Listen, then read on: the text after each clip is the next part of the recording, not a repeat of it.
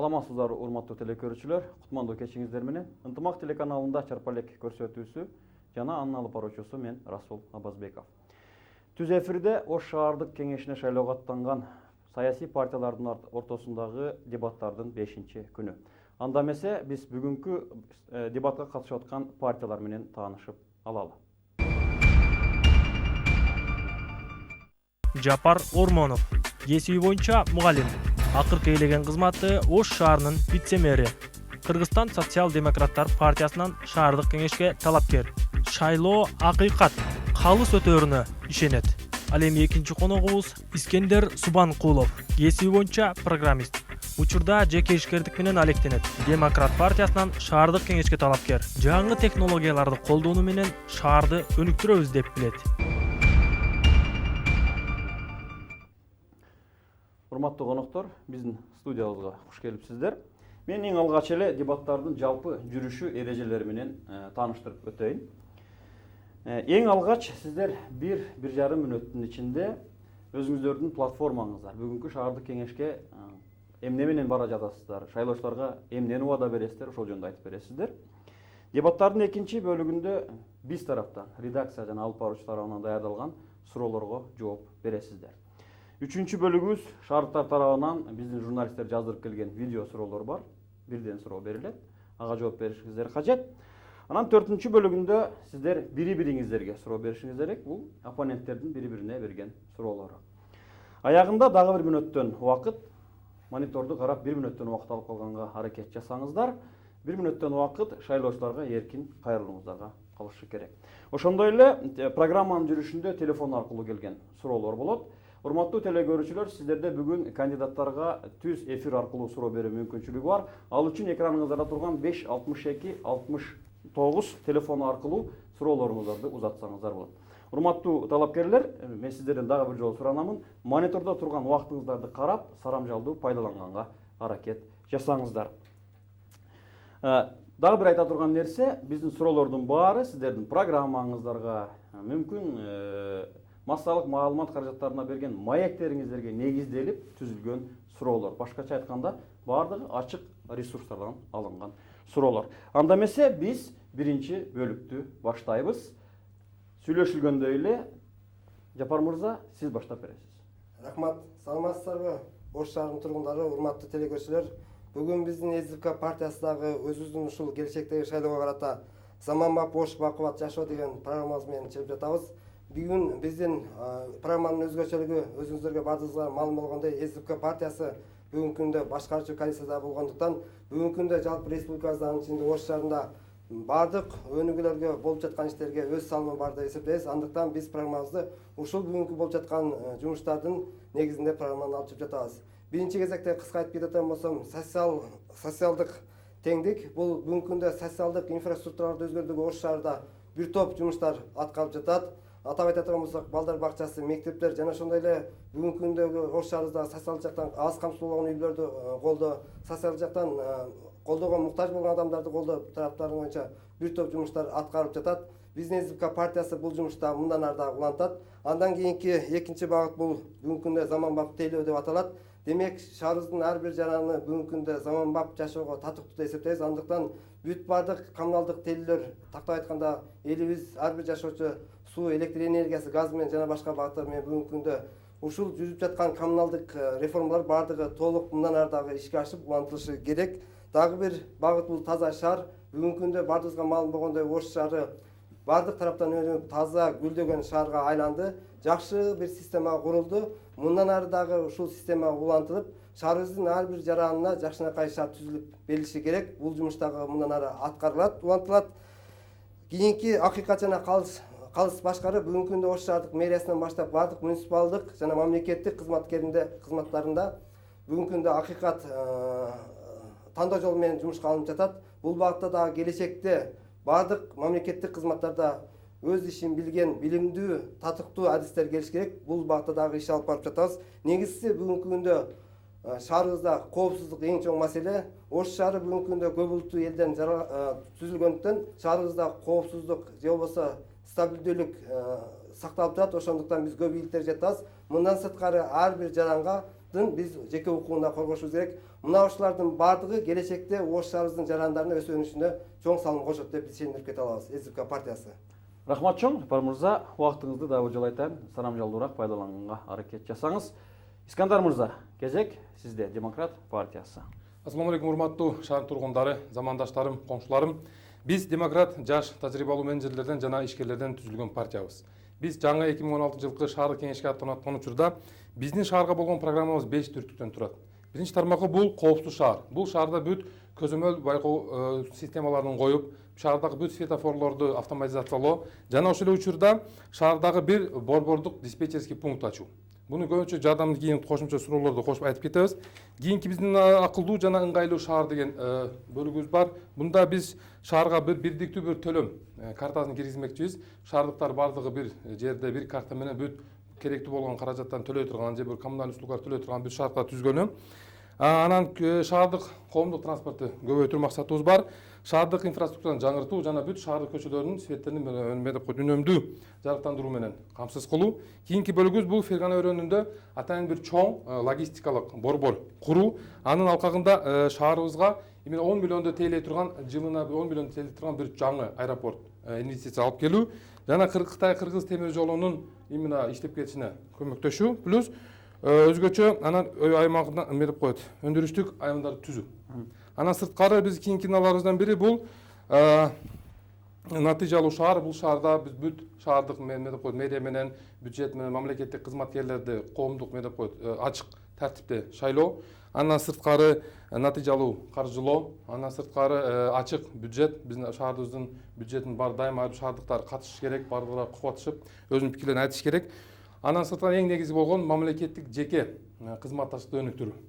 Ошондуктан биз шаарыбызга айтып кетет элек, биз жаңы дем деген уран менен шайлоого катышып жатабыз. Бул деген биз шаарыбызга көп чечилбеген маселелерди жаңы өзүбүздүн бир альтернативдүү жолубуз менен, сунуштарыбыз менен келдик.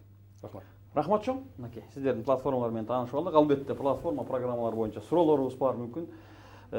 Биздин шаардыктардын суроолору болуп калышы мүмкүн. Ага чейин экинчи бөлүккө өтө берсек деп сунуш этемин. Экинчи бөлүк баягы башында айтып өткөндөй эле бул биздин редакциянын суроолору. Мына чүчүк кыла кармаганда Жабар мырза сиз баштай турган болсоңуз, сизге биринчи суроо. Мына акыркы жумушуңуз вице-мэр.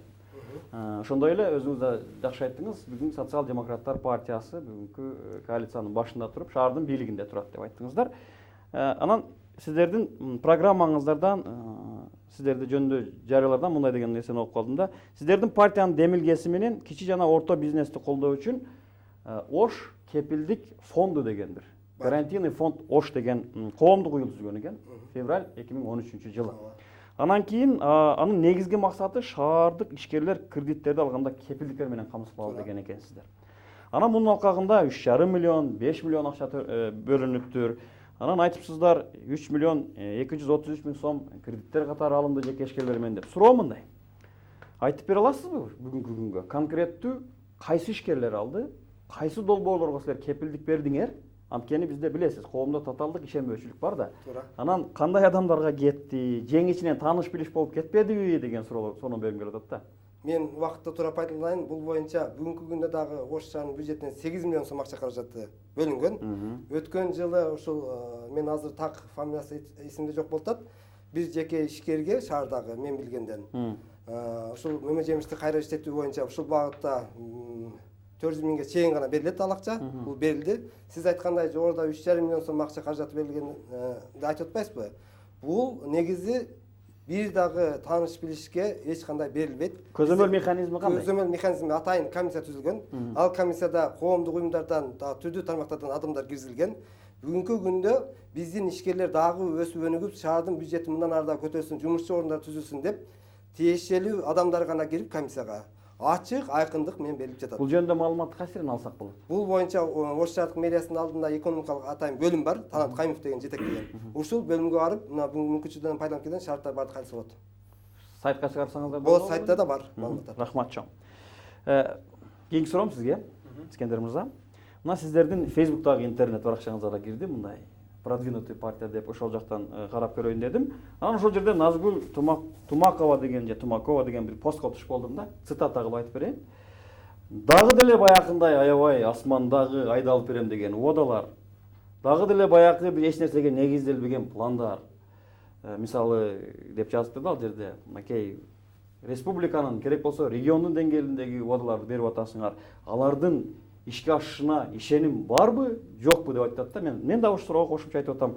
Чында эле силер айткан жанагы убадалар бул Ош шаардык кеңешинин деңгээлине чече турган маселелерби? Мисалы Кыргызстан, Өзбекстан, Кытай темир жолу, логистикалык ферганадагы логистикалык борбор деген суроолорчу.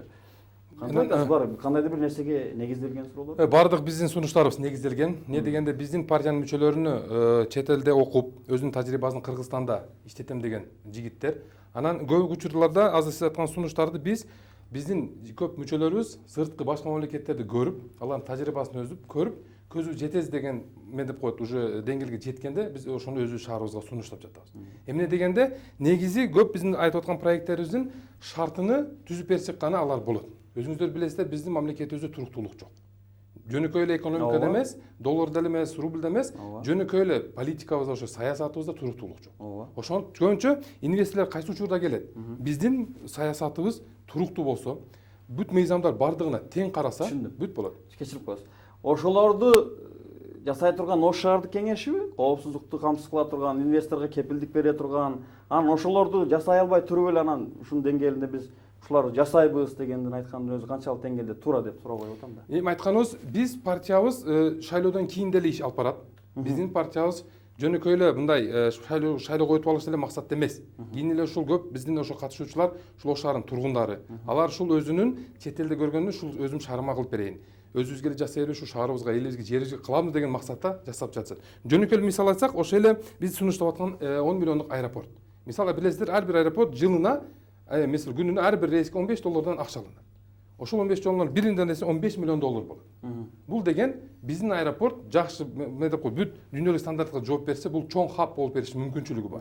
И өзүнүн акташ мезгилинде жөнөкөй эле азыркы учурда эле биздин бүт сыртка учкандар ошол деп коет тарифти төлөп жатышат. Ошол акчаны деп коет үнөмдөп, жакшы оптимизация менен иштетилсе, ойлойм ошол аэропорттор жөнөкөй эле экономикага эмес, плюс элдер иш менен камсызган чоң жардам берет. Рахмат чоң. Эми үчүн ушундуга чейин силерге чейин эч ким билбегендигине мен таң калып атам да. Бул жерде дагы сүйлөшөбүз. Жапар мырза, сизге суроо. Мынакей Эрнест Урматов деген журналистибиз бар. Шаардын дегенде баардыгыбыз эле билебиз. Ал блог жазып бирден күйгөндөн айтам кошоктор жазса керек да, ал делечи. Ал айтып атат да, кыжалат кылган көп адамдарды кыжалат кылган суроо пикир да булчу. Кыскасы, мен партиялардын биринин дагы конкреттүү платформасын окуган жокмун дейт. Эч кимиси бир Ошко, атайын Ошко багытталган платформаларды алып чыккандары жок дейт. Туура дейт. Партиялардын арасында эл үчүн күйгөндөрү да бар, уурулары да бар, тазалары да бар, таза эместери да бар дейт. Бирок дейт, эң башкысы биз эртең ушул берген убадаларына таянып, мүмкүн 3 жылдан кийин, мүмкүн 4 жылдан кийин суроо ала турган болуш керек элек. Ошондо илинчекти көрбөй атам дептир да. Мен бир нерсени айтат элем бул боюнча. Биздин СБК партиясы мындан 2 жыл мурун Ош шаардык кеңешинде көпчүлүк коалицияга келген. Мына ушул көпчүлүк коалицияга келген күндөн баштап биз шаардын мэри менен биргеликте Ош шаарынын өнүктүрүү 3 жылдык программасын кабыл алганбыз. Биз жоопкерчиликти моюнга алганбыз. Бүгүнкү күнү ошол программанын 70-80% жумуш ишке ашырылды. Мындан кийинки биз кабыл алган программада жогоруда мен айткандай биз асманда айда алып беребиз деп айткан жокпуз. Бүгүнкү күндө аткарылып жаткан жумуштарды акырына чыгарып, дагы мындан ары өркүндөтүү максатында программа кабыл алып. Ошо менен эле чектелбей жатабыз. Мындай мурда программалар менен иштейбиз эле деп айтып койгон. Жок, бул жерде жаңылыктар да бар. Биз программаларды бир гана ушул телевидение аркылуу эмес, бүгүнкү күндө СБК партиясы гана шаарда бүт жерлерге чыгып, миңдеген адамдар менен жолугушуп программаны жайып жатабыз. Рахмат чоң. Биз азыр түз эфирде коңгуроо бар экен. Эгерде даяр болсоңуз, сурооңузду бере берсеңиз болот. Сизди угуп атабыз, урматтуу көрүүчү. Сурооңузду бере бериңиз. Алло, саламатсыздарбы? Саламатсызбы? Бере бериңиз. Мен суроом бар эле. Айта бериңиз. Мен Карагөз районунан чыгып аттым эле. Айта бериңиз, угуп атабыз. Мен суроом СДБК партиясына. Бериңиз. Айта бериңиз, угуп атабыз. Шаардык кеңешке канча депутат шайланып атат? Анан сиздердин келечектеги ала турган айлык маянаңыздар канча сом турат? Рахмат чоң. Рахмат чоң. Мен бир нерсени айтып коеюн. Шаардык кеңешке негизинен 45 депутат шайланат. Ал жерде биринчи төраган орун басары гана мыйзам түрдө айлык алат. Калган бир дагы шаардык кеңештин депутаты айлык албайт. Шаар коомчулуктун өсүшү үчүн кызмат кылат. Рахмат чоң. Азыр кошумча айтам деп аттыңыз эле. Мен айтып кеттим, биздин партиянын конкретный бир сунушу бар. Бул азыркы учурда 21-кылымдын эң негизги талап болгон заманбап бүт эме деп коюп эл аралык стандарт жооп берген адистерди чыгаруу. Ошого биз билим берүү тармагында өтө чоң көңүл бурганбыз. Ошого биз негизги эң конкретный планыбыздан бири бул шаарда, Ош шаарына 3 компьютерный центр ачуу. Ошол центрлерде жаштарды программированияга окутуу. Неге именно программирование дейбиз? Программированияны билген бала жөнөкөй эле бир арзан ноутбук менен дүйнөдөгү чет элдеги заказдарды кылып үйүндө эле отуруп акча тапса болот. Ал биринчиден миграцияны токтотот. Түшүндүм. Кечирип коюңуз, мен дагы бир нерсени айтып коеюн ушул жерде кошумча. Рахмат чоң, урматтуу талапкерлер. Азыр бизде жарнамалык тынуу бар экен. Жарнамалык тынуудан кийин биз маегибизди улантабыз.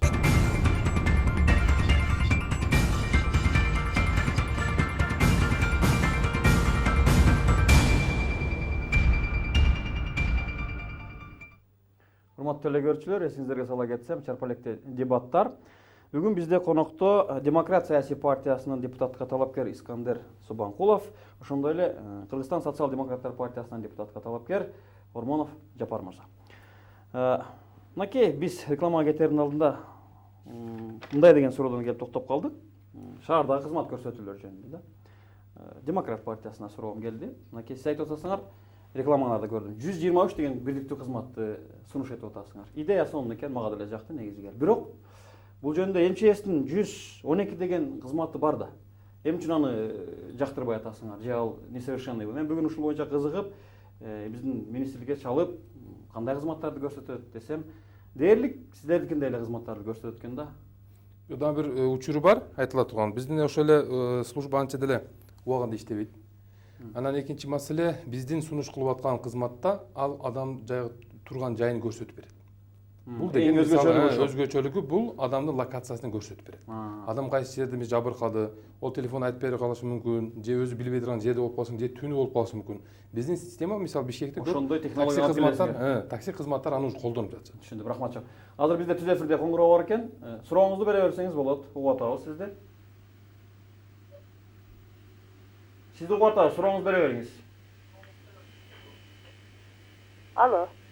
Менин суроом СДПК партиясынан эле. Бериңиз. Алло. Угуп атабыз сизди, бере бериңиз. Менин суроом СДПК партиясынан эле. Бере бериңиз. СДПК партиясы билге келгенде, Ош шаарына мэр болуп келгенде биз абдан кубандык эле. Азыр деле кубанабыз, сиздерди колдойбуз. Сиздер үчүнбүз. Анан Ош окуясынан, иин окуясынан жабырланган ишкерлер бар болчу. Ушул фонддогу акчаңыздардан ошол эжекелерди эмне үчүн каржылап кое албайсыздар? Алар иштесе бир мезгилде жайма базарды бутка тургузушкан эле. Ошол учурда аябай бюджетке салым кошушкан эле ошолор. Учурда жаштары 60ка барып калган аялдар ишсиз, карыз үйлөрүн алдырып жүрөт. Ошол фонддогу акчалардан эмне үчүн ошолорду каржылап койбойсуздар? Алар иштеп кайра эле төлөшөт го. Сизди уктук. Рахмат сурооңузга. Суроо түшүнүктүү. Ош окуясынын жабырлануучулары боюнча өзүңүздөргө маалым болгондой мамлекеттик атайын комиссия түзүлгөн. Ушул мамлекеттик комиссия баардык жабырлануучуларды аныктап тактаган, керектүү мезгилде ошол өз учурунда өз жардамдарын берген. Бүгүнкү күндө андай ушул Ош окуясына тиешелүү адамдарды караган бир дагы комиссия жок. Ошондуктан бул өз мезгилинде каралып бүткөн жумуштар. Ал эми айрым адамдар ушундай кыйналган, өзгөчө кыйналган адамдар болсо, муну атайын бир арыз менен кайрылсаңыздар, мүмкүн карап көрүшү мүмкүн. Жанагы кепилдик, Ош кепилдик фондунун аркагында кепилдик фонду буга тиешеси жок эч кандай. Ал ишкерлер гана үчүн. Бул жеке өзү кайрылган учурда, эгер чында Ош окуя болсо, буга чейин билесиздер, бир топ окуялар ушул жабырлануучулар үчүн терс таасирлерде болду да. Ошондуктан жеке өзү кайрылса, муну атайын комиссия бир карап көрүшү мүмкүн. Рахмат чоң.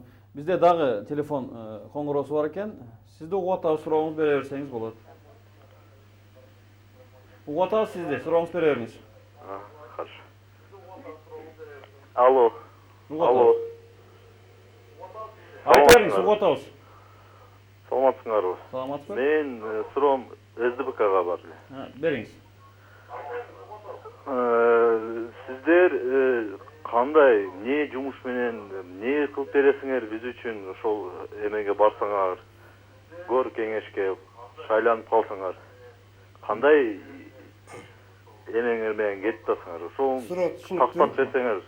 Рахмат, суроо түшүнүктүү. Кыска айтыңыз, бул жөнүндө айтыңыз да башында. Бул боюнча биз буга чейин жумуштарды жасап жатабыз. Бүгүнкү күндө шаарды өнүктүрүп жатабыз. Мындан ары да өнүктүрөбүз. Рахмат чоң. Негизи башында платформада айтылды, негизи орчундуу жерлери. Бир аз кийинирээк кошулуп калган окшойт. Мынакей суроом, кийинки суроом экөөңүзгө тең эле боло берсин. Мына коопсуздук жөнүндө айттыңыздар, сиздер да айттыңыздар. 2-3 жыл мурда видео көзөмөлдөр орнотулат деп, чоң биздин перекресткаларга камералар орнотулган болчу. Кечээ мен келип ошол камералардын жок болуп кеткенин байкадым. Ошол жөнүндө кечиресиз, суроо түшүнүктүү. Мен жооп бере баштасам болот. Болот, бериңиз. Бул менин өнөктөшүм дагы ушул маселени баягы козгоду эле. Мен күтүп аткам бул суроону.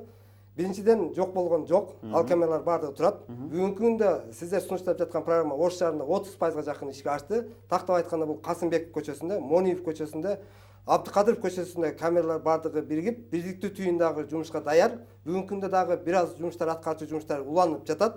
Жакынкы күндө видео байкагычтар ишке ашат.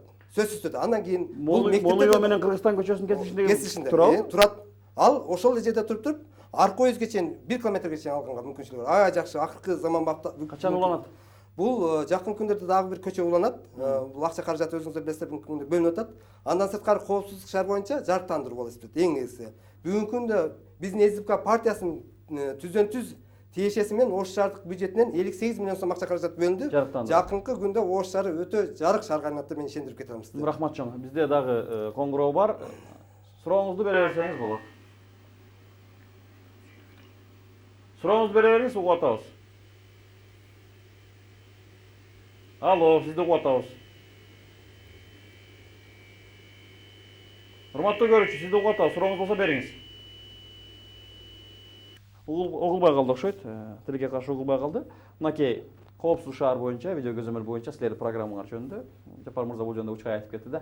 Биздин сунуштарыбыздын өзгөчөлүгү бул шаарлардын бүт светофорлорун бир жалпы бир автоматташып бир түйүнгө байлоо. Неге деген керки учурларда биздин светофорлор өзүнүн режиминде иштегенде биз час пиктерде өтө кыйналып калат шаарыбызча. Буну бардыгы бир диспетчерский пункттан башкарылса, скорый кызматы болгондо же пожарный кызматы бир жака жете албай турганда, бул мен борбордо отуруп камералардан көрүп бүт системалар бүшкөрүп светофорлор турлап берет. Плюс биз айтып аткан нерсебиз биздин шаардык бюджетке минимум 30 миллион жылына пайда бере алат.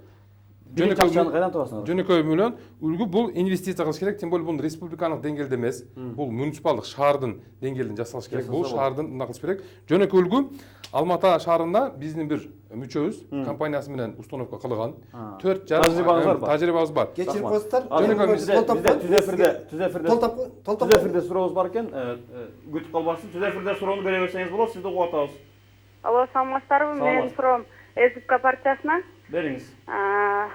Бийлик башында турган СДПК партиясы азыркы учурда Озгур айылынан шаарга суу алып өткөн жер чукупчу жолду. Азыр эми жолдун акыбалын өздөрү бул жерден каттап алган үчүн вообще эч кимиси билбейт да. Ушул жолду кайра ордуна калыбына келтирип береби? Ошого сөз бере алатпы? Рахмат сурооңузга. Эми жоопту туруңуз. Өткөн жылы Ош шаарында билесиздер, бүгүнкү күндө 2 күн жамгыр жааса суу тапкыр өчүп калат. Ошондуктан суу менен камсыз кылуу максатында СДПК партиясынын түздөн-түз тиешеси менен Ош шаарында өткөн жылы жалпы 23 миллион еврого жакын Азия өнүгүү банкынан жана ошондой эле президентибиздин түздөн-түз киришүүсү менен 60 миллион сомго суу резервуары курулду. Сиз айткан ошо линия тартылган үчүн бул Ош шаарында таза суу дебит маселесин так чечет. Жаз айларында ошол куруучулар компаниясы өздөрү бизге атайын ишеним катын берген. Мына күн жылыры менен асфальттоо иштери башталат ал жерде. Рахмат чоң. Бизде кезектеги коңгуроо бар экен. Сурооңузду угуп атабыз, бере берсеңиз болот. Сурооңузду бере бериңиз, угуп атабыз сизди. Алло. Саламатсызбы? Саламаттар кандидаттар. Сиздерге мен суроом төмөндөбүчү. Мына шайлоо боюнча мыйзам кайсы жылы кабыл алынган Кыргызстанда? Рахмат. Кайсы шайлоо боюнча мен бир маалыматты так берип коеюн. Өзүңүздөр жакшы билесиздер, эң акыркысы мына ушул жылдын башында биометрикалык маалыматтар боюнча маалыматтар аркылуу шайлоого өтүү боюнча мыйзам бизге жергиликтүү кеңешке кабыл алынды. Ошонун негизинде биз эртеңки күнү Кыргызстанда өзү биринчи жолу өткөн жылы 2015 жылы биометрикалык маалыматтар аркылуу шайлоо өткөрүлдү. Мунун демилгечи негизи биздин СДПК партиясы болуп эсептелет. Бул эртеңки күнү дагы таза шайлоо өтөт. Анткени өткөндөгүдөн дагы катаалдантып, бир шайлоочу бир гана ушу биометрикалык маалымат аркылуу шайлоодон өтө алат. Демек таза шайлоо өтөт. Маалымат катары айтыш керекпиз. Демек жергиликтүү кеңештерде дагы биометрикалык маалыматтын негизинде добуш берүү жүргүзүлөт. Негизи эле бул сизге суроом да кошумча. Ушу биометрикалык маалыматтардын негизинде шайлоо жүргүзүлүп аткандыгы силерди канааттандырабы? Негизи өтө канааттандырат. Экинчиден бул сунушту биздин партиянын өкүлдөрү убагында беришкен, биздин өкмөткө. Бирок биз сунуш кылган варианты бир аз башкачараак. Кайсы вариантты элесиздер? Биздин вариантыбыз төмөнчүдө болгон. Адам келет, партияны тандайт, партиянын ичинен адамдардын аты ачылат. Ошол адамдардын өзүнүн эме деп коет, партиянын ичинде деле, чтобы кийин партия өтүп алгандан кийин азыр учурда көрүп атабыз, жогорку кеңеш өтүп алган партиялар орун талашып өтө эле шермендечилик болуп атат. Ошондой болбоштук үчүн биз атайын сунуштаганбыз. Ушуну дүйнөдө минимум 30 мамлекет алуу система уже колдонулат. Келет адам, бармагын коет, бир аппарат болот, аппараттан сразу партиялардын тизмеси чыгат, партияны тандайт, партиянын ичинен тизме чыгат, ошонун ичинен өзүнүн талапкерин добуш берип кетет. Бир аз технологияны жогорураак кылыш керек. Ошол жердечи. Азыр звонок бар экен, угуп атабыз. Сурооңузду бере берсеңиз болот. Урматтуу көрүүчү. Саламатсызбы? Алло. Бере бериңиз, угуп атабыз сизди. Мен эки партияга тең суроо берейин дедим элем. Бериңиз, угуп атабыз. Мына Кең Сай боюнча кандай пландар бар ушул эки партияда элдер үчүн? Рахмат чоң. Жакшы суроо экен. Кең Сай массиви боюнча туура бүгүнкү күндө Ош шаары боюнча 24 миңден ашык жаран ушу жер алууга каттоодо турат. Бүгүнкү күндө Кең Сай массивин биз ушу шаардын тургундарына жер катары бөлүп берип жатабыз. Жеке курулуштар жайынан бөлүнгө бүгүнкү күндө СДПК партиясынын түздөн-түз кирешеси менен ушул Кең Сай массивине 300 миллион сомго жакын акча каражаты бөлүндү. Бул демек ал жердеги инфраструктураны оңдоо, жол, суу, электр энергиясын тартуу боюнча иштер алып жатат. Жерлер бөлүнүп берип жатат. Келечекте Кең Сай массиви бизде эң жакшы өнүккөн районго айланат деп мен ишенип кетем. Рахмат чоң. Мен жообум кандай болот эле, биздин КСДПК партиянын өкүлдөрү буга тиешелүү мамилеси бар болгондуктан, башкарууга болгондуктан биз эме кылып беребиз. Ал жерлерде болгондо биз электрификация кылып, ошол жерге керектүү бүт инфраструктураларды азыркы менен бүт коммуникалдык услугалар биздин партиябыздын программасында болгондой бир единое окно системаларын өткөзүп, ошол жерде эме деп жашагандар сарыгайып түшпөй ошол жерден бүт кызматтарды көрсөтөбүз. Сиздердин партия жөнүндө звонок келгенге чейин эгер коңгуроо келип калса, үзгөнгө туура келет. Мынакей адатта силер тутуп аткан өлкөлөрдө мына батыштын демократиялык принциптерин, алардын кээ бир принциптерин алып келип атасыздар. Ошону алып келгенге аракет жасап атасыздар. Демократиялык принциптер да негизи. Анан кийин бирок ошол эле мезгилде силер айтып аткан өлкөлөрдө бизнес адатта саясатка аралашпайт. Бизде саясатка аралашпайт да, сиздер болсо бизнесмендердин партиясыбыз деп айтып атасыздар да. Анан бул ошол керектүү принциптерди алып, керектүү принциптерди албай коюп жаткандай элес калтырып атат. Жок, биз негизи көп биздин партиялаштар биз чет элде окуган, неге деген алардын билим берүү системасы өтө өнүккөн болгон үчүн биздин керектүү эме деп маалыматты барып, тажрыйбаларын алып, менеджменттик системаларды алып келгенбиз. Бирок биз өзүбүз көчмөн калк болгон үчүн биздин илгертеден Кыргыздарда көчмөн демократиясы болгон. Бизде бул көчмөндөн бул биринчиден тандоо. Демократия жактан түшүндүм. Демократия белки бизнесмендер аралашкан деген биздин партия жалаң эле бизнесмендерден турбайт. Жөнөкөй эле ушу билим берүү тармагынан, медицина тармагынан, Жок, сиздер айтып атпайсыңарбы, биздин партия бизнестен өздөрүнүн жумушун жасагандарда көбүн эсен ошо бизнес деп айтып атасыздар да, туура? Түптөгөндөр бул бизнесмендер. Бизнесмендер эмне үчүн катышып жатат? Неге дегенде биз эми бизнесте кылып жүрүп, көбүнчө өзүбүздүн шартыбызды түзүп алганбыз. Мына айтканда өзүбүздүн муктаждыктарын камсызгандан кийин биз өзүбүздүн элибизге кам көрүп, бизге шарт түзүп берели. Шу шаарыбыз деле бүт дүйнөдөгү болуп аткан жаңы технологиялар колдонуп, бул суроону улатабыз. Жашоосу жеңил болсун. Бул жоопту улантабыз. Азыр бизде звонок бар экен. Эгерде даяр болсо, сурооңузду бере берсеңиз болот. Саламатсыздарбы? Саламатсызбы. Мен суроом жанагы СДПК партиясы боюнча берейин дедим эле. Бериңиз. Азыр буга чейинки ушу депутаттарда көпчүлүк орунду ушул СДПК партиясынын мүчөлөрү кызматта болду. Ошондо жанагы мамлекет тарабынан берилип аткан ипотекага берилип аткан квартиралар боюнча азыр ошондо кандай иш жүргүзө алат, ошо биздин кайрылуулар жана эмелерди биз берсек депутаттарга, бул биздин иш эмес, ошол шаардык мэриянын иши деп мэрияга шылтап коюп атышат да. Ушундай бир жардам көрсөтүп алышабы, ошону сиз эфирден айтып койсо жакшы болот эле. Рахмат чоң сурооңузга. Суроону төртүнчү түшүнүктүү, туура. Бул ипотека биринчи квартал Ош шаардык мэриясынын жеке турак жай бөлүмү аркылуу таркатылат. Бүгүнкү күндө массалык маалымат каражаттары баардыгы бизге буга өздөрү күбө болду. Биринчи жолу Ош шаарында биз ушул массалык маалымат каражаттарын өздөрүнүн катышуусу менен шаардагы бүт баардык структураларга ачык айкын жол менен бөлүп бердик. Буга мына массалык маалымат каражаттары сиздер да күбөсүздөр. Мындан ары дагы ушундай иш алып барылат. Ош шаардык мэриясынын жеке турак жай бөлүмүнө кайрылсаңыз болот бул маселе боюнча. Ошол жака кайрылыш керек. Кайрылыш керек. Бизде дагы коңгуроо бар. Урматтуу көрүүчү, сиздин сурооңузду биз угуп атабыз. Сурооңузду бере бериңиз, угуп атабыз. Алло, саламатсыздарбы? Саламатсызбы? Саламатсыздарбы? Саламатсызбы, айта бериңиз, угуп атабыз. Бизде баардыгы эле депутат шайлоо дейт. Элдин ойлогон эч ким жок. Азыр бир Америкадан фирма келиптир, эгер билсеңиздер. Сурооңузду бере бериңиз. Ал элдерге макет берет экен, эгип берет экен. Айдоосун, чабыгын, ага жеткен дарысын өздөрү берет экен. Бир күздө комбайн менен ооруп берет экен. Болгон 50 сотикке 8.000 сом берет экен. Анан бир ал жерде эмеси мака өскөндөн кийин Оштон фирма өзүнүн фирмасы бар экен, куртту алып келип макага кое бериш керек экен. Ал курт ошол башка курттарды жейт экен. Ал Сурооңузду берсеңиз, урматтуу көрүүчү, суроону кыскараак берсеңиз.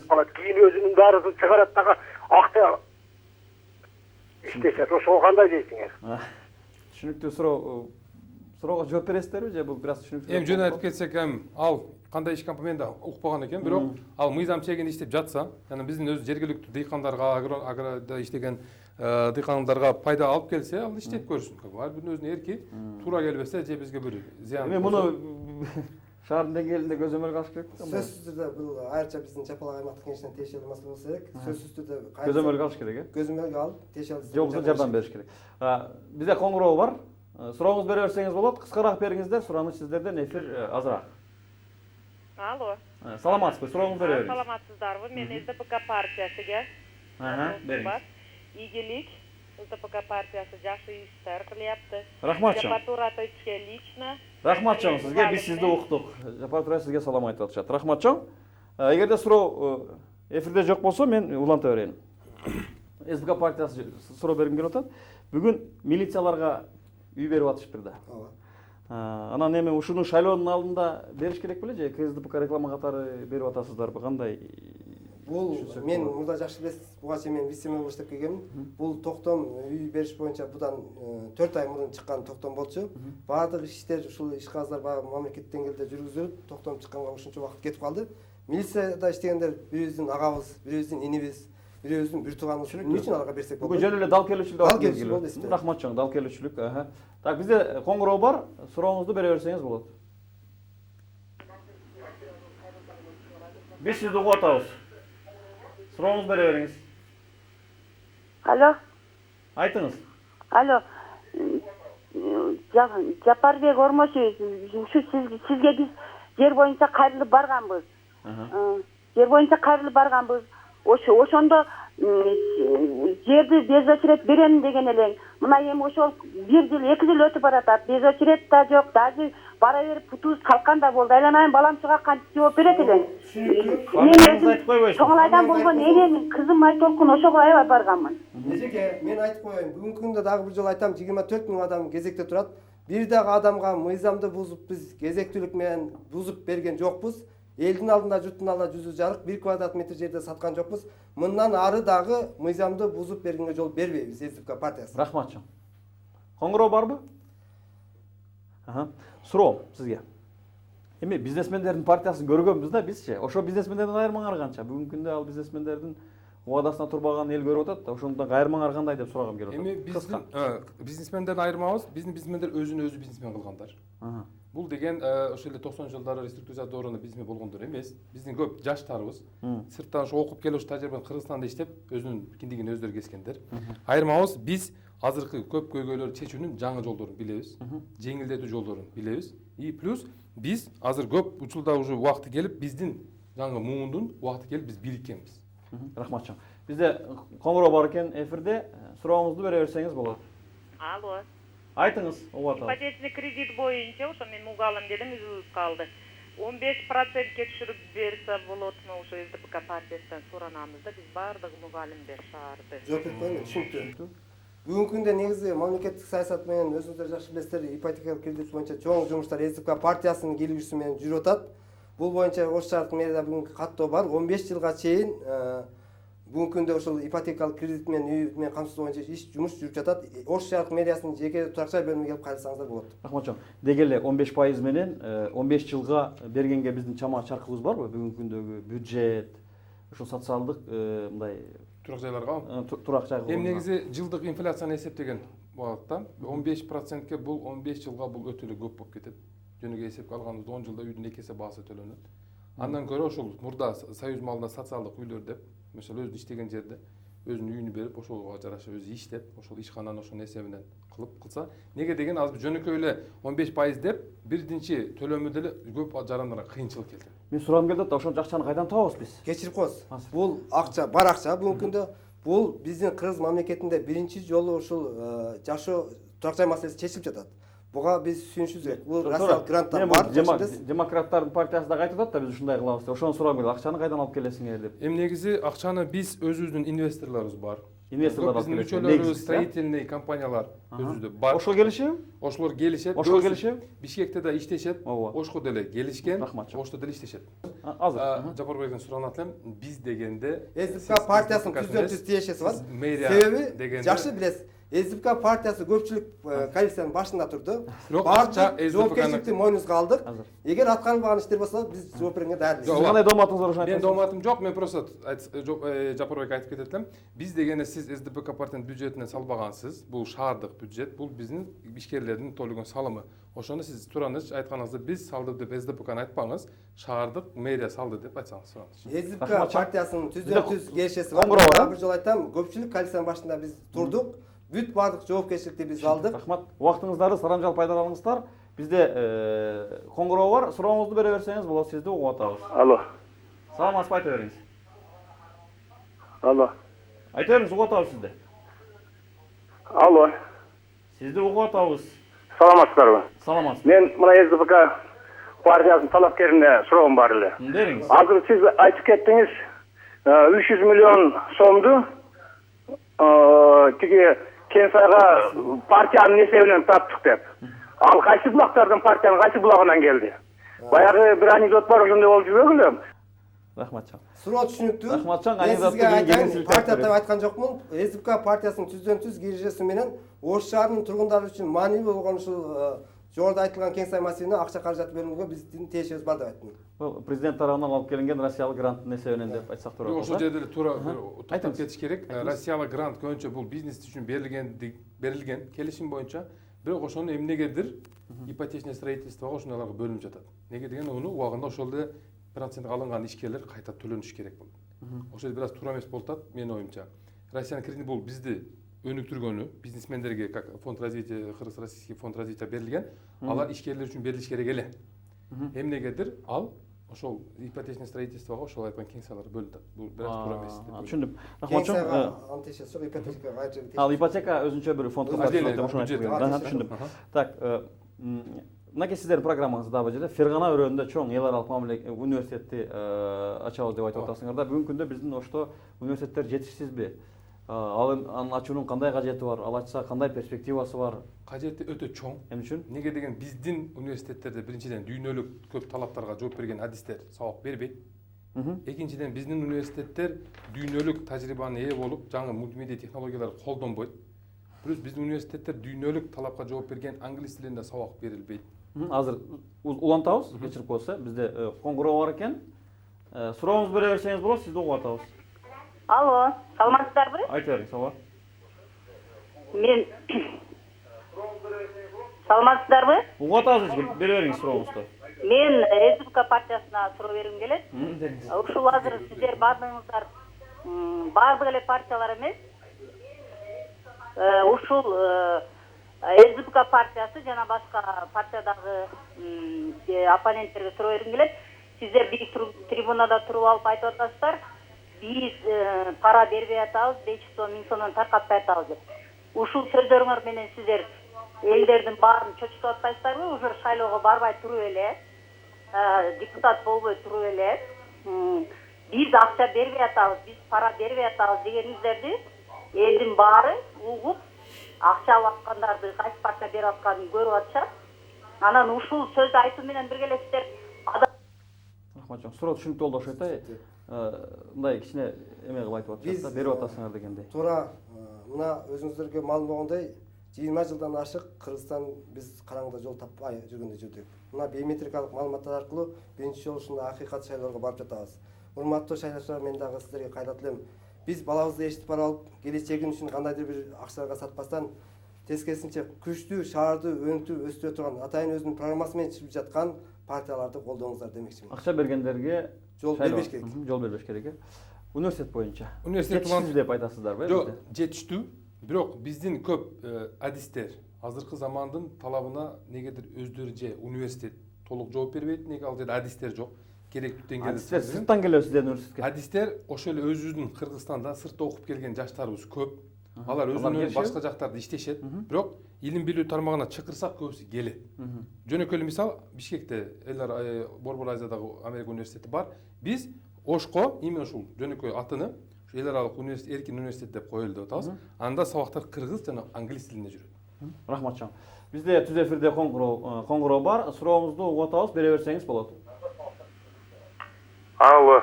Саламатсызбы, сурообузду бере бериңиз. Алло. Угуп атабыз сизди. Айта бериңиз. Мен Чоңой районунан. Бериңиз. Это эки партияга суроо берейин дедим эле. Бере бериңиз, угуп атабыз сизди. Это эки партияга суроо берейин дедим эле. Бере бериңиз. Сиздер инвесторлор менен иштейт экенсиздер. А вот Чоңолайда немеде Кайжы деген фирма иштеп атат. Китайдыкы. Инвесторлор менен иштейт экенсиздер. А вот Чоңолайда немеде Кайжы деген фирма иштеп атат. Ошого кандай көз карашыңыздар бар? Түшүндүм. Рахматжан. Эми шаардык кеңештин деңгээлинде болуп аткандыктан мүмкүн аймактар жөнүндө мүмкүн башкача сөз кылып атырбыз, суроо мындай болуп атат. Парктар оңолду, экөөңүздөргө тең эле тиешелүү суроо да. Парктар оңолду, бир топ жакшы эс алуу скверлери жасалды дегендей. Бирок ошол эле мезгилде Курманжандатка кичи районунда жашыл зонасы жок калды адамдарчы. Билесиз эмне үчүн экендигин. Турак жай курулган жерлерге Жеңиш паркына ресторан салынды. Анан ошону эле уланып кеткен бир жашыл зона парк, мурда парк болгон болчу. Ал дагы бир үлкөн чиновникке тиешелүү экен деп айтып атышат. Анан бул жактагы маселе кандай чечилет эми? Жашыл зона жок, эс ала турган скверлер жок калбадыбы? Бул жакта чечилгени менен. Ошого кандай программаңыздар бар? Программа мен асмандагы айтпайын, жөнөкөй эле мисал келтирейин сизге. Өткөн жылы мына өзүңүздөр байкадыңыздар, бизде мына Черемешки районундагы парк жөнүндө айтып аткан болсок, ошол парктын жарымы сатылып кеткен. Биз күч органдары менен мыйзам түрдө сот аркылуу элге кайтардык. Кайтара алдыңыздар, Сиз айтканда жер бар, Югосукта. Ал жер бизге чейин, биз бийликке келгенге чейин мезгилге чейин. Тиешелүү адистер баардыгын мыйзамдаштырып колуна документти берип койгон. Эми кайтарыш мүмкүн эмеспи? Бул процессти биз баардык нерсени аткаруу жумуштарды сот органдары мыйзам жолу менен барышыбыз керек. Мына буга бир мисал өткөн мынакей эч ким ишенген эмес Айдар ата кафесинин бузулушуна. Биз сот аркылуу ушуну эсиңиздер жетет. Азыр бизде жарнамалык тыныгуу бар экен, андан кийин биз маегибизди улантабыз. Суроо, жашыл зона боюнча. Сиз да ошол райондо жашайсыз. Азыр ошол райондун добуштарын алып келейин деп аракет жасап атасыз. Эмне үчүн ошону убагында коргоп кала алган жоксуңар биринчиден. Экинчиден, партия келсе, ошолорду кайтаруу боюнча кандайдыр бир демилгелеңер барбы, жокпу? Партиябыз өтүп калса, биринчиден бүт мыйзам чегинде биздин укук коргоо органдарына кайрылабыз. Ушу бүт акбаран жегине курулган кафелер канчалык деңгээлде мыйзамдуу салынган, канчалык деңгээлде алар ким уруксат берген, биринчиден ошо уруксат бергендерди жазалаш керек. Экинчиден мыйзам жагына кандай ошол эмне деп коет чарасы болсо, же мисалы могу Арабанскийдеги кафеге окшотуп буздуруш керек. Не дегенде акбара бул бүт шаардыктардын эмне деп коет көркү. Бардыгы өзүнүн акбарасына эмне деп коет жолу болуш керек, доступ болуш керек да. Ошондуктан биз өтүп калсак, буюрса буну мыйзам түрүндө баардыгы кайрылып. Мен айткан парктар боюнча демилгелейсиңерби? Ушуну бир коомдук резонанс жарата аласыңарбы деп сурап атам да. Жарыялайбыз. Аны бүт парктар боюнча айтабыз. Ар бир микрорайондун өзүнүн бир зеленый зонасы болуш керек. Мисалы ошол эле Юго-Востоктогу болгон окуя менен ушул шаардык кеңешке буюрса бизде мүмкүнчүлүк болот дейм ушул жерден өтүп калсаңыздар сураганга. Бизде түз эфирде коңгуроо бар экен. Сурооңузду бере берсеңиз болот. Сизди угуп атабыз. Урматтуу көрүүчү, сиз түз эфирдесиз. Сурооңузду бериңиз. Түшүндүм. Биз дебаттарыбыздын кийинки этабына өтө берсек болот. Азыр бизде шаардыктардын суроолору бар. Телекөрүүчүнүн суроосу деген рубрикабыз. Видео суроолорду эфирге берип койсоңуздар. Азыр биздин шаарда орто мектептерде жана бала бакчаларда айрыкча балдарды берүү өтө кыйын. Кызымды бала бакчага берерде аябай ушул маселе бизге оор маселе жараткан. Кызымды алып барсак жазып койгула деди, жаздырып коюп 3 жыл күттүк. Анын арасында 2-3 садикке барып, анан кийин ошо коррупция жолу менен кызымды бергенбиз. Андан кийин баламы дагы ошентип садикке бере албадык. Кече жакында барып кызым местасын алгыла десек, анда дагы ушундай сүйлөшкүлө через гороно десек, ал жакта да ушундай коррупция жолу менен алат экен. Шаардык кеңешке барып калсаңыздар, сиздер ушул маселени кандай карайсыздар? Жакшы суроо. Эң олуттуу суроолордун бири. Сизден баштайлы, андан кийин сиз. Биздин программабызда мындай сунушубуз бар. Автоматизациялоо жана бүт нерсени бир жерге единый кылып топтоо.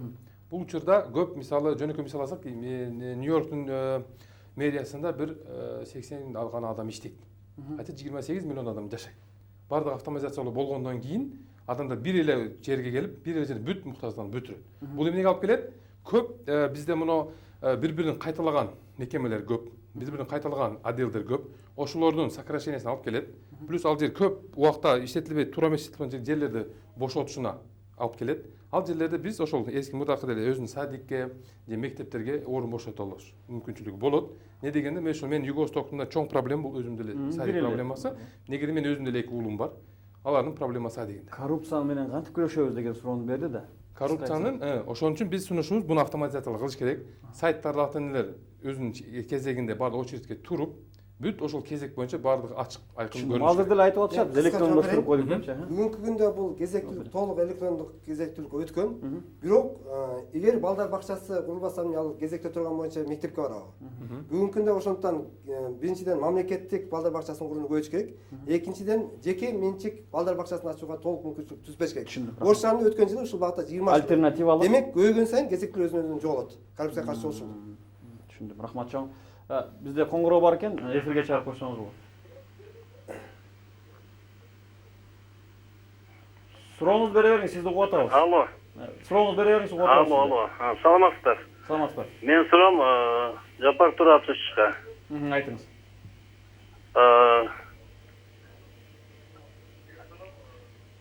Айта бериңиз, угуп атабыз. Жапар Турапович, сиз айтып атасыз мисал менен тиги Черемушкадагы паркты кайтарып алдык деп.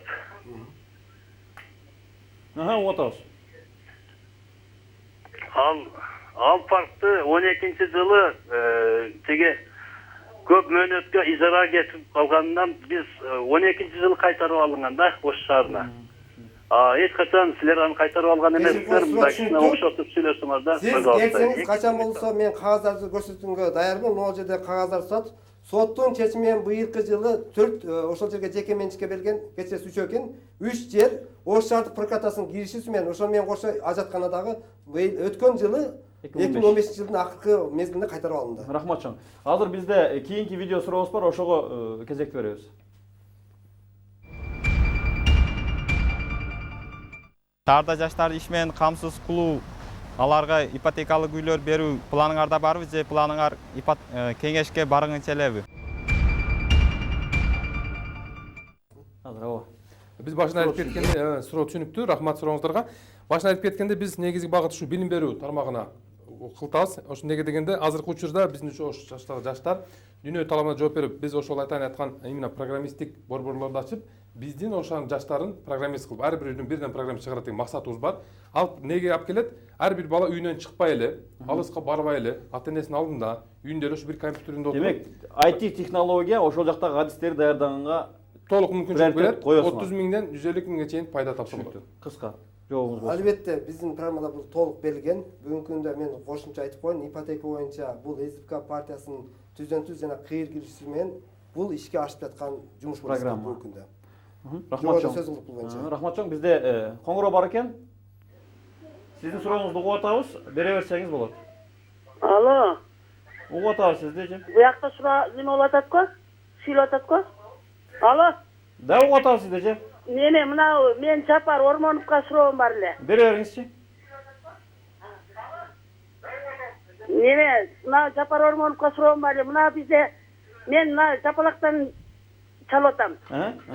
Кече ошо бизде бир СДПКдан бир неме койду эле силерге талапкер болуп бир кызыбыз. Ошол жерде мына Айнур Алтыбаева деген жогорку кеңештин депутаты келип бир 12 аялга Курманжан Датканын ордендерин тапшырып кетти да. Үйдө отурган эле бир зире саткан эле үйдөгү дама хозяйка болуп отургандарга эле таркатып кетти да. Ушул кылган туурабы, туура эмеспи? Бул жерде эмне Курманжан Датканын ордени ушунчалык эле пас болуп калдыбы? Түшүндүм сурооңузга, рахматчон. Суроонун төркүнү түшүнүктүү. Суроо түшүнүктүү. Албетте эже сиз туура эмес кабыл алсаңыз керек, бирок ошол кабыл алынган энелер 12 ай болсо баардыгы мен ойлойм бүгүнкү күндө татыктуу деп. Себеби биз үчүн баардык жаран татыктуу. Рахматчон. Биз кийинки этабыбызга өтө берсек, эгерде коңгуроо болбосо, кийинки этабыбызда бул оппоненттердин бири-бирине болгон суроолору бирден суроо берсеңиздер туура болот деп ойлоп турам. Кимден баштайбыз? Сиз баштайсыз. Эми урматтуу инем, бүгүн сиздер өз партияңыздардын программасында көрсөтүп жатасыздар. Келечекте биз Ош шаарын Сингапур, Түштүк Корея, Грузияда өнүктүрөбүз деп.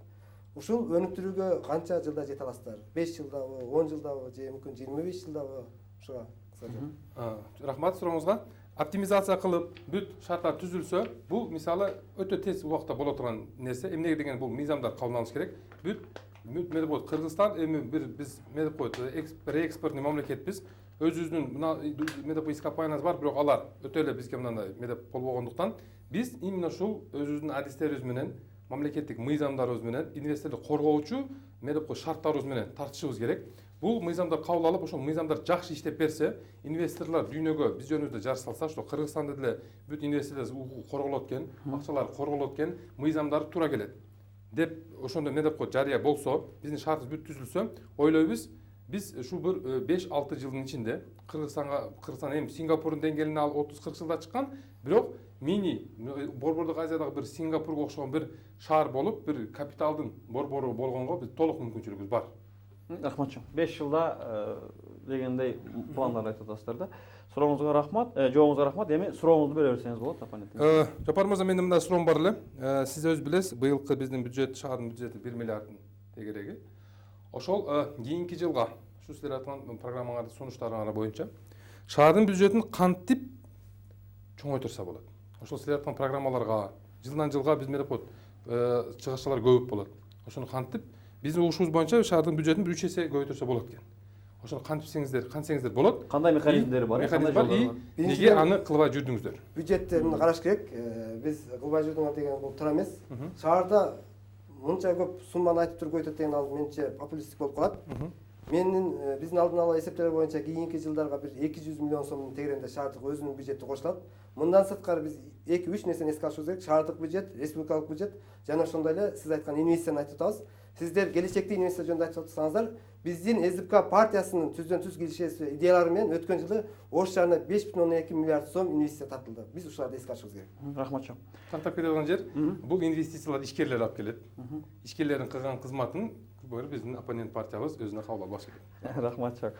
Сизге суроом бар, ишкерлер жөнүндө. Мынакей Фергана аймагындагы чоң аэропортту курабыз деп айтып атасыздар да. Бул боюнча мен жалган айтпасам, өкмөттүн өзүнүн планы бар. Аэропортту жылдыруу боюнча. Эмне үчүн кайталап атасыңар? Же алар кура албайбы?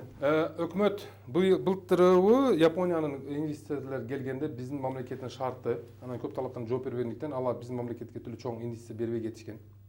Неге дегенде бизде мыйзамдар туура келтириш керек.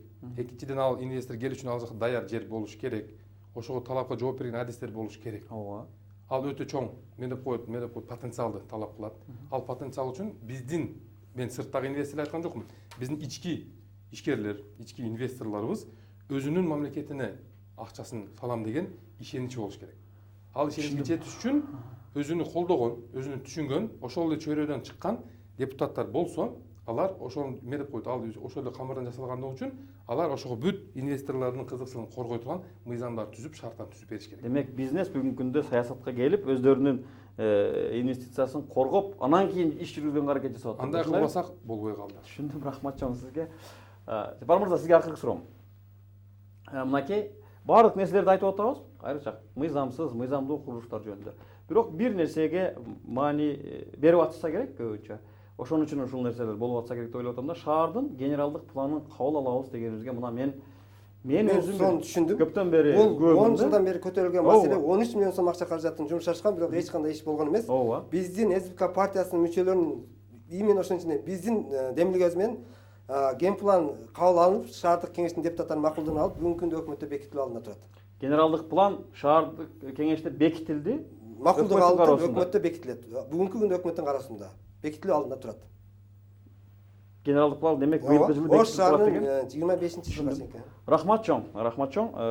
Мен суроолорум дагы ушу менен бүттү. Биз телефон коңгуроолорду кабыл алганды дагы токтоттук. Телефон коңгуроолор үчүн чоң ыраазычылык билдиребиз. Бул деген шаардыктардын өздөрүнүн шаарына мындай кайдыгер көз карашта эмес экендигин түшүндүрөт. Сиздерде биз дебаттардын акыркы этабына келдик. Сиздерде эркин микрофон, шаардыктарга шайлоонун алдында кайрылууңуздар. Мадаттагыдай эле сизден баштайлы, анан кийин сиз менен бүтүрөлү. Урматтуу шаардыктар, 27 март күнү ушул Ош шаарыбыздын келечегин тандоо алуу боюнча шаардыктар үчүн чоң мүмкүнчүлүк бар. Андыктан ошол шайлоо күнү Ош шаардын 4 жылдык башарууга белсинген, мыктымын деп өзүн атаган партияны тандоо алууга мүмкүнчүлүк жаралып жатат.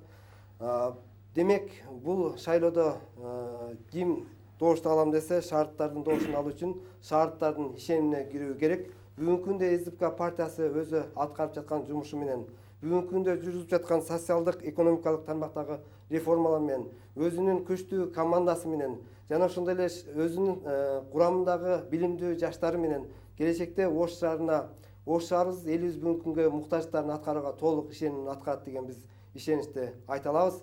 Биринчи кезекте Ош шаарынын ар бир жараны ыңгайлуу шартта жашашы керек. Ыңгайлуу шартта жашаш үчүн келечекте биздин Ош шаарыбыз 27 март күнү жакшынакай тиешелүү чечимдерди кабыл алыш керек. Туура чечим бул СДПК партиясы номер 9 деп айтмакчымын. Рахмат. Рахмат сизге. Искендер мырза, сиздин кезегиңиз.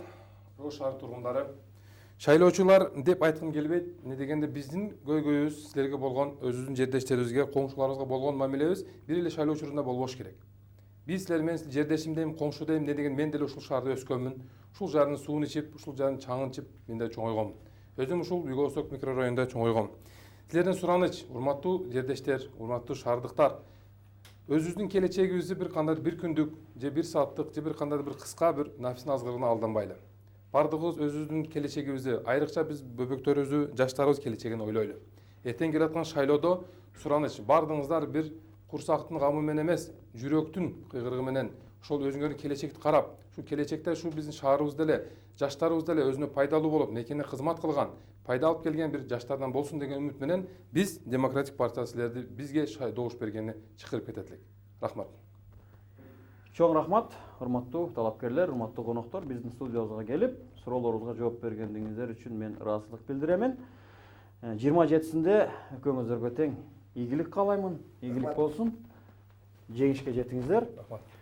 Эртеңки дебаттар жөнүндө айта кетейин, урматтуу телекөрүүчүлөр. Эртеңки дебаттар бизде акыркы күн болмокчу. Аалам саясий партиясы жана республикада журт саясий партияларынын талапкерлеринин ортосунда өтмөкчү. Ушуну менен дебаттардын бүгүнкү чыгарылышын жыйынтыктайбыз. Бизди ынтымак KG сайтынан дагы көрүп уксаңыздар болот. Силер менен мен Расул Абазбеков болдум. Чарпа элек биз маалыматты жеткиребиз.